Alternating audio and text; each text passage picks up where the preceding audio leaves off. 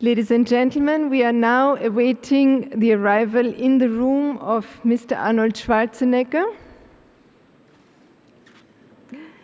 former Mr. Universe, world-famous actor, the 38th governor of the state of California from 2003 to 2010, and a true friend of sustainable energy for all.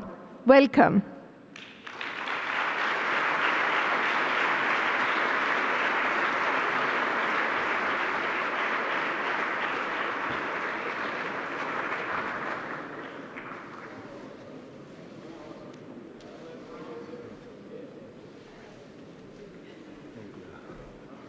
Well, thank you very much for your nice introduction. I appreciate it very much. And thank you, Secretary General Ban Ki-moon and Kande Yum-Keller, the Director General of UNIDO, for hosting this wonderful conference here and for inviting me to speak here to all of you today. I also want to say a big thank you to Dr. Pachauri for being here today, from traveling all the way from India and for coming to all of our global climate conferences from around the world. I mean, it's really amazing how passionate it is. So let's give him also a big, big hand for being here today.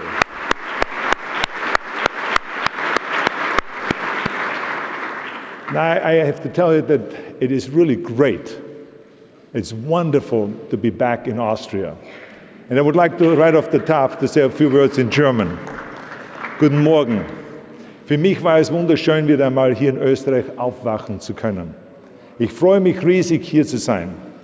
Schon bei der Landung in Wien, vor allem aber auch heute früh, sind in mir so viele positive Erinnerungen erwacht. Der herrliche Kaffee, die Musik von Mozart, der Kaiserschmarrn oder ein saftiges Wiener Schnitzel. Da läuft mir das Wasser im Mund zusammen.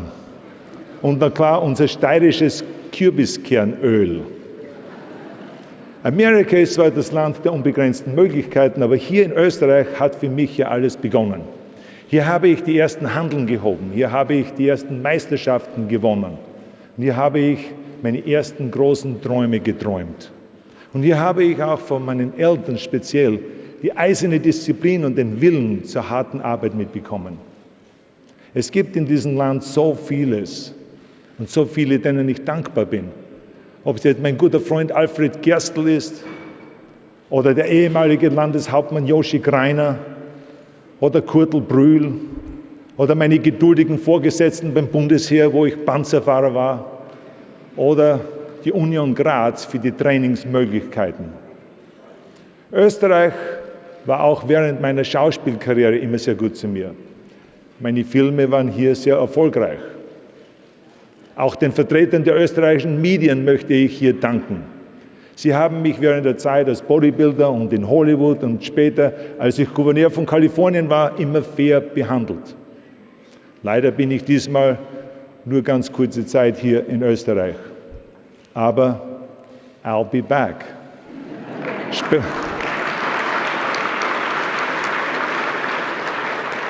Spätestens im Herbst bei der Eröffnung des Arnold Schwarzenegger Museums in meinem Heimatort Thal bei Graz. Und jetzt wieder in Englisch. I am also very proud when I see news commentators and experts and environmentalists talking about Austria as a model for embracing renewable energy. So I also want to say thank you to Minister Niki Belakovic for his great leadership and the fantastic participation and being so passionate. He's come to many of our environmental conferences over in the United States. I love that my homeland of Austria and my adopted home of California are global action heroes, both proving that you can protect the environment and the economy at the same time. But before I talk much about California and what we did, I want to just talk a little bit about Austria. Specifically about a little village just 80 miles from here. There's a town of 4,000 people called Güssing, which 15 years ago couldn't even pay its power bill. There was no local economy or jobs.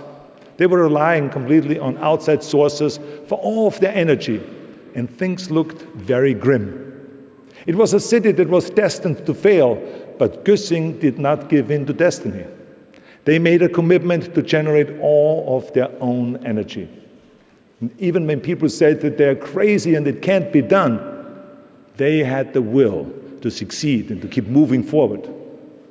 When others would have surrendered, the people of Güssing said, what are we waiting for? And the funny thing happened. Instead of shriveling up and giving up, Güssing thrived. Now, just 15 years later, their addiction to fossil fuels is completely gone, replaced by clean and renewable energy. And at the same time, there now is a booming economy that's created more than 50 companies and 1,000 jobs. Yes, the government made the first push, but academics, nonprofits, and businesses all work together, and today they don't import a single megawatt of energy. Can you imagine that kind of freedom? Let's give them a big hand for their great work.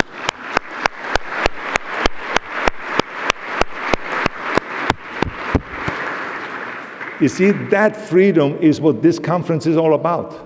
Universal energy access isn't about just lighting a dark room or cooking on a better stove. It is about the freedom that energy, and especially renewable energy, gives us.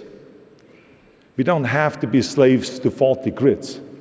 We don't have to watch our citizens get sick and die from pollution. We don't have to worry about a corrupt dictator waking up one morning on the wrong side of the bed and deciding to shut off the power of our country.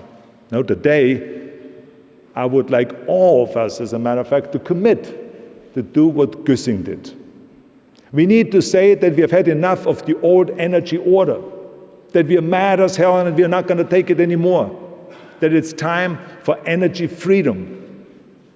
Now, of course, there will always be the naysayers, but we need to have the wisdom to ignore the naysayers and to move forward towards our goal and towards our vision.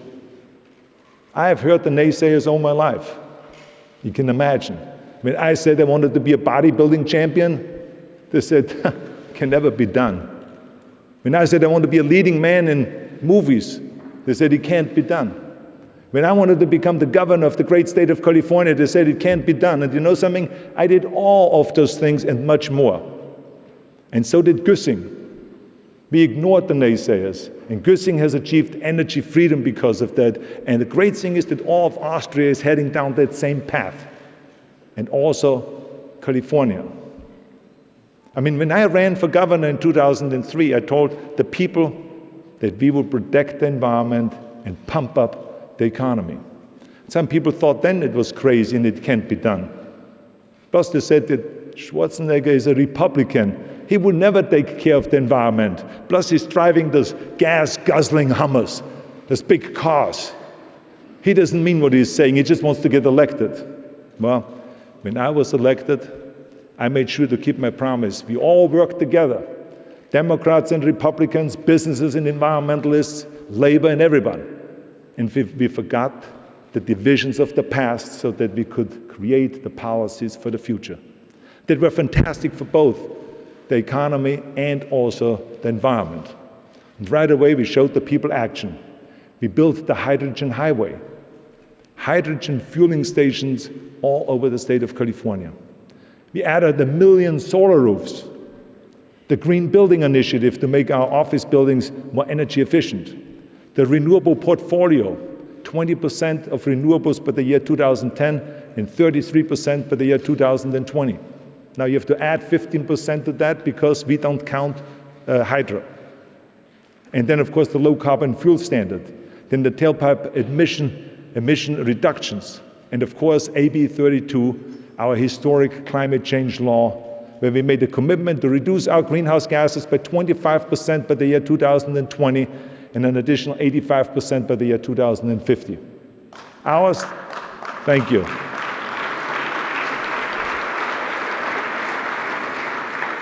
Our state is now one of the leaders in clean, renewable energy and in our commitment to reducing greenhouse gases. And at the same time, our economy thrived. From 2003 on, as we implemented those policies, our economy grew from a $1.4 trillion economy to a $2 trillion economy. We created 1 million jobs. State revenues went from $76 billion to $103 billion. And our success continued like this until we were hit by the global recession and we lost some of those gains. But even as many of California's job sectors faced losses during that recession, the green sector has produced 10 times the amount of jobs than any other sector in California, which is more proof that going green is good for the economy. We are now the third largest producer of solar power in the world, only behind Germany and Japan. This is not a country we're talking about here, it's a state, the state of California. Last year alone, we approved 7,800 megawatts of clean energy. I mean, not bad for a state that was having a massive energy crisis in 2001. When we didn't even have enough energy for the people to light their homes, and millions of our citizens faced blackouts and businesses had to shut down because of a lack of power. Let me tell you, I said to the people in 2003 that it would never ever happen again, and it hasn't, and it won't. Today, even on the hottest days, when we have 110, 115 degrees in California, we still have 10% of energy reserve. And that is because we are now relying much more on renewables. In all of this, it was important, of course, to form partnerships. Partnerships between the public sector and the private sector, because the public sector alone can't do it. We can pass laws and regulations and all of those things, but we need the private sector. The great partnerships have proven to really prove our case and accomplish our goals. Just look at the action that we've created in California. I mean, Cisco Systems made its computers and its servers 80% more energy efficient, saving more than $1 million the first year alone. They became more profitable, and the environment therefore became more livable. Or a company called SolarZyme, a company in San Francisco that produces fuel from algae. I mean, they signed a deal now with the United States Navy to fuel their fleet. So now you see the military, the Navy going green. And let me tell you something, those are not tree huggers. No, the United States Navy, these are the toughest warriors on earth. Or there's Bloom Energy that created a fuel cell that takes customers off the grid, saving money and energy. So everywhere you look in California, things are coming up green. Solar panel manufacturers, wind farms, retrofitted office buildings, biofuels, even hydrogen locomotives and hybrid tugboats. We are building the biggest solar plant right now in the world in California. And electric car companies like Tesla, Fisker, and Vision Motors started coming to California because they were inspired by our policies. During my first year in office, I remember as governor, we held a press conference at the Los Angeles Auto Show. And we were highlighting the green cars that they had on display. There were 3 cars to brag about, but last year at the same press conference, there were more than 50 cars with alternative fuel. So it just shows you what kind of progress that we have made. No one can deny that the green economy is booming. People can feel the benefits of our policies. And as I've said, we had fantastic partnerships. We all work together. But not just the private sector and the public sector or the environmentalists and the academics, but the greatest partners were the people. I mean, for decades, California citizens and government have been working together to be more energy efficient. And as a result of all of our policies and technology-based efforts, California is now a remarkable 40% more energy efficient than the rest of the United States. So all Washington has to do, they don't have to have long debates. All they have to do is copy California. And within years, we would reduce 40 to 50% the greenhouse gases. Just copy California. That's all Washington needs to do.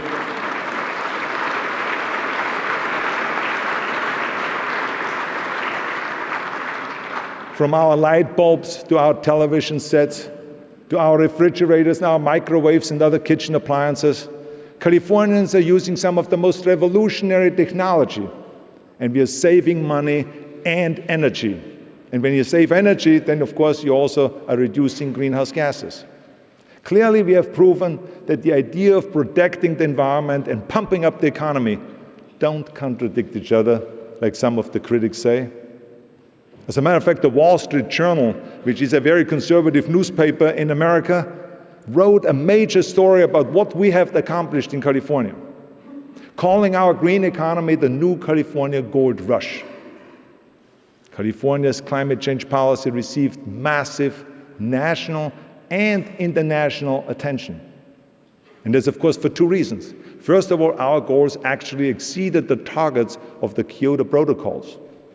And second, these goals weren't being set by an international treaty or even by an individual nation.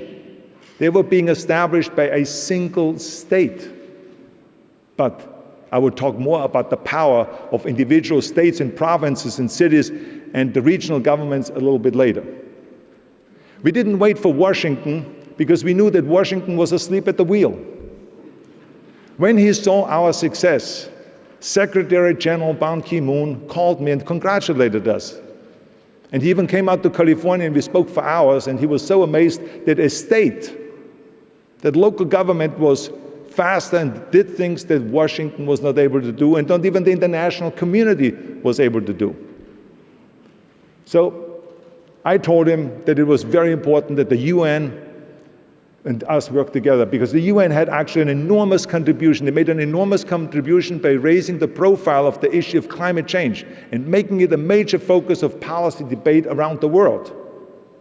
I said that it is important we all work together in order to improve the environment and to create a green energy future.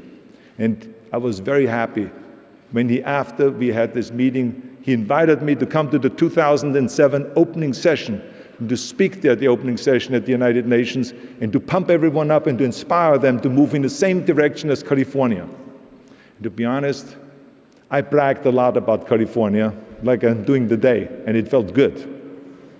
We need to inspire action like that all over the world.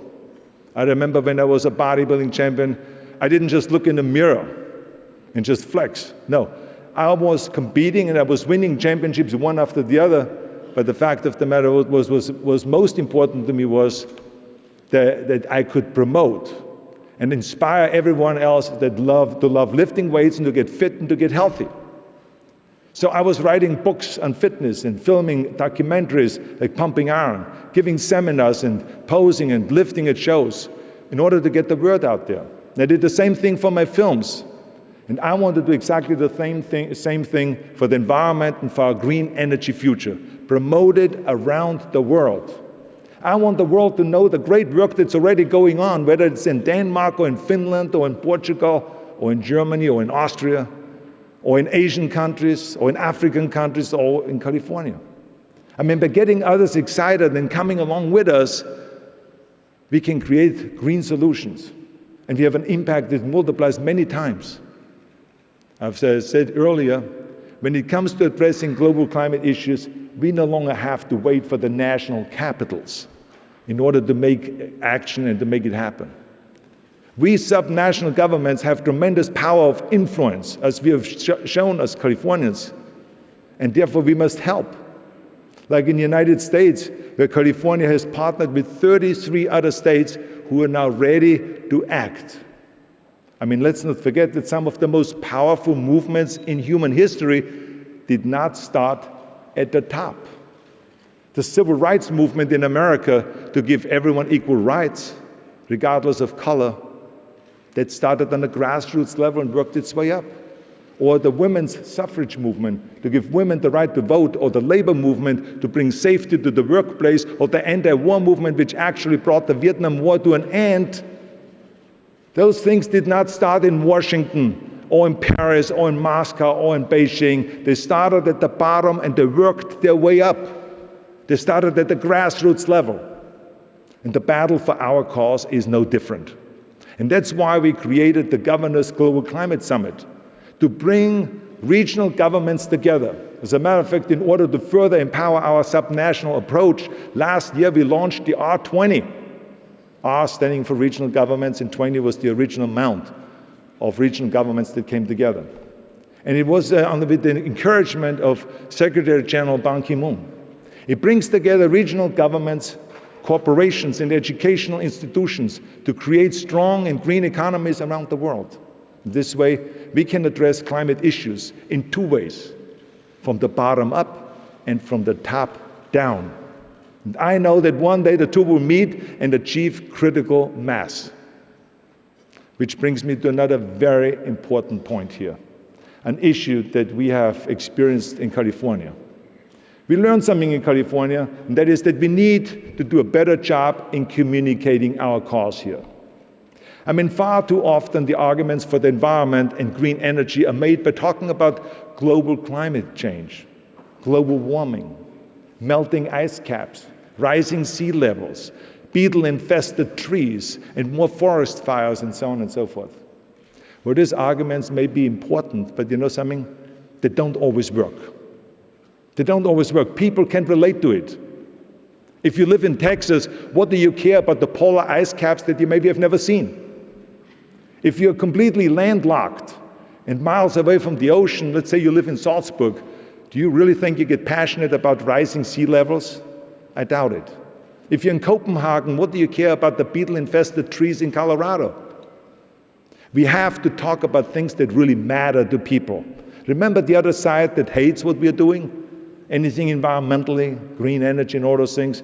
They have a very simple message. They say that if you go green, you lose your job and the economy will crash. Simple message, bang, home run. Well, we can punch back just as hard. We need to use arguments that people can feel, arguments that go into their heart. We need to communicate in ways that they can grasp. We have to talk about jobs. We have to talk about health. We have to talk about premature death that comes from pollution, energy independence, national security, those kind of things, not just climate change. And I believe that the best way to think of all of this is like a four-legged stool. I mean, a four-legged stool is stable and safe, but the one-legged stool is wobbly and it's unbalanced. But up until now, we've been using just one leg, climate change. So I say, let's look at all the other legs. The first leg ought to be jobs. I mean, everywhere you go in the world, people love to have a job. I mean, and we have demonstrated in California and in other countries that a green economy is a growing economy, and it creates new and sustainable jobs. So let's talk about the jobs. Who will be against this? The second leg is national security. I mean, every country wants to be energy independent. And for decades, industrialized democracies have been in a terrible position of having to purchase oil from foreign countries, sending vast amounts of money outside their borders. In the US alone, we send more than $1 billion a day for foreign oil. And many of those countries don't even like us that much. As a matter of fact, some of those countries even hate us. And what do they do with some of this money? They even give it to terrorists to go and attack us. So it doesn't make sense, the whole thing. It's crazy. And it's also, a crazy leader could cut off the oil and leave us vulnerable. And also vulnerable to price hikes. A green economy would end this dependence and give us energy freedom. And that's why I say, let us all do what Gössing did. I mean, who can argue with that? And the third leg could be health. I mean, pollution, ladies and gentlemen, kills. Pollution kills. Fossil fuels kill.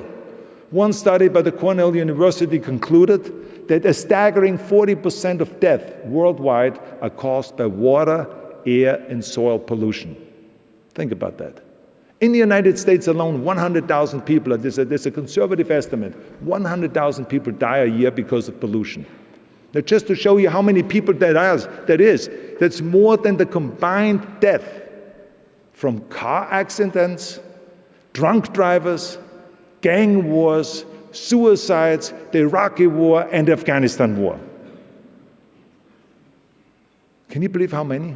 So why don't we hear people screaming in the streets and protesting in the streets about the death from pollution like they do about war? It's because we aren't emphasizing it enough. We are not communicating it the right way. We aren't telling the people what really matters. Just so you know how powerful the health argument really can be.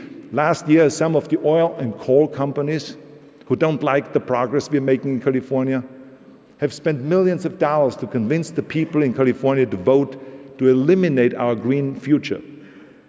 And we fought back. We raised $30 million, and so the question was, how do we communicate the best possible way with the people? So we tested dozens of commercials to see how we could persuade the people to vote against the oil companies and the coal companies and stop them from polluting. We had commercials with refineries spewing black smoke. We had commercials with environmentalists talking about California's beauty. We had commercials that were talking about green energy future. But there was one commercial that worked much, much better than any of the others. And it was the one that emphasized the unhealthy impacts of pollution. So we learned something, including that 1 in 6 kids in the Central Valley are having asthma problems and have to use an inhaler. We saw how well it tested, and we put it on the airwaves all over California for 3 weeks. When the election came, 61% to 39% of Californians voted to continue the environmental policies and said, hasta la vista, baby, to the oil companies and to the coal companies.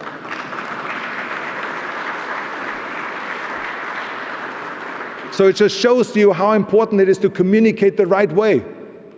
The other commercials didn't mean anything to the people, but the health commercial was the one that really scored big. Clean energy can save millions of lives, and our job is to get that message out there. And the fourth leg is, of course, the one that we've been talking about, which is global climate change. So, ladies and gentlemen, you can have the best product in the world, but if you don't shine the spotlight on it in the right way, and if you don't market it the right way and promote it the right way, no one will buy your products. You have nothing. That's the bottom line. So this is why I say, let us communicate better. Now, you will hear many speakers here today during this conference with wonderful ideas, from investors to policymakers to engineers and environmentalists. You have a wealth of knowledge gathered right here in this room. I mean, I have no question that we can accomplish our goal of providing energy to all by the year 2030. As long as we follow some of those ideas and as long as we communicate the right way. And the most important thing is that we work like hell. There's a lot of work ahead of us. As a matter of fact, Ted Turner had a wonderful quote that said, early to bed, early to rise, work like hell and advertise. And that's exactly what we need to do a lot of. That's exactly what we need to do. We have the wisdom, we can see the way forward, we know the arguments, and we have the will, and we have the vision. Together, we can change the world. So I say to you, what are we waiting for? Let's do it. And I can guarantee you that I will carry our message around the world. That is my promise. It's my mission. Thank you very much. Thank you.